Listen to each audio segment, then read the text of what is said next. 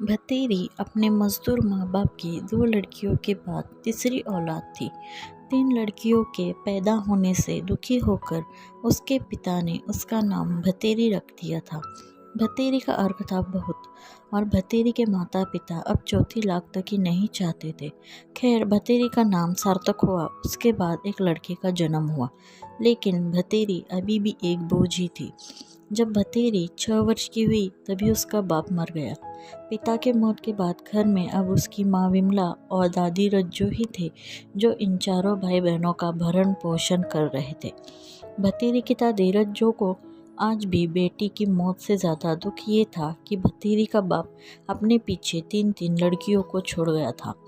वो अक्सर कहा करती थी, खुद तो मुक्ति पाली, या पता नहीं मेरा भला कद होगी, कद भगवान इन नरकों से मुझे मुक्ति देगा। भतेरी ने लड़की होने के कारण अपनी पूरी जिंदगी अपने परिवार की घृणा और दुत्कार ही सही। पति के मौत के बाद भतेरी की माँ विमला भी बहुशून्य हो गई थी। उसे भी अब अपनी तीनों बेटियां जिम्मेवारी नहीं, बोझ ही दिखाई देती थी। जब भतेरी 12 वर्ष की हुई तो उसे ब्लड कैंसर हो गया। डॉक्टर ने बताया कि काफ़ी रुपया भी लगेगा और परिवार में से ही किसी का अपना मेरू रज्जा किडनी देना पड़ेगा। डॉक्टर ने साफ कहा था कि देने वाले की जान को कोई खतरा नहीं होगा। 12 साल की लड़की के ब्लड कैंसर होने की खबर जैसे ही गाँव वालों को लगी तो भतेरी के लिए गाँव वालों का दिल पसीज गया। घर की माली हालत देख भतेरी के इलाज का पूरा खर्चा गाँव वालों ने उठाने का फैसला किया। लेकिन यहाँ समस्या पैसे की नहीं आ रही थी। ग्रामीण समाज आज भी भावनात्मक समाज है। कई व्यक्ति थे जो भतेरी के इलाज के लिए पैसा खर्च करने को तैयार थे, लेकिन इस बोझ के लिए परिवार में कोई भी अपने शरीर का मज्जा देने को तैयार नहीं था। भतेरी की 65 वर्षीय दादी को भी आज अपने जिंदगी के बचे हुए कुछ वर्ष भतेरी की जिंदगी से ज़्यादा कीमती लगे। वो लड़की थी, इसलिए उसके परिवार के लिए उसकी ज़िंदगी बोझ थी। अपनी बीमारी से घुटती भतेरी आज मर चुकी थी। घर पर काफ़ी लोग जमा थे।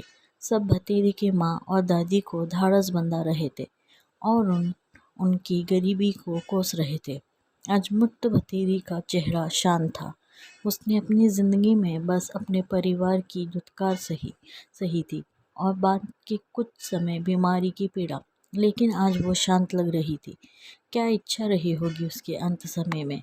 एक बार उसे कहते सुना था, माँ, आदमी मरने के बाद अलग अलग रूप में जन्म लेवे हैं, कुत्ता, कीड़ा, चूहा या डांगर, पालतू पशु। माँ, मैं तो डांगर या कीड़ा बन जाऊंगी, पर आदमी ना बनूं।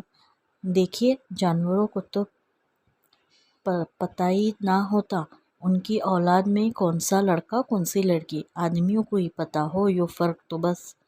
उसका बाल सुलभ मन मानव की इस वृत्ति का प्रतिकार नहीं कर सकता था, लेकिन जिंदगी भर जो घृणा उसने देखी थी उसे जो जरूर महसूस कर सकती थी। शायद भगवान उसकी अंतिम इच्छा पूरी कर देगा, उसे मानव नहीं पशु योनि में जन्म देगा। अगर आपको मेरी कहानी अच्छी लगती है तो चैनल को प्लीज़ सब्सक्राइब, शेयर और लाइक करना ना भूलें। धन्यवाद।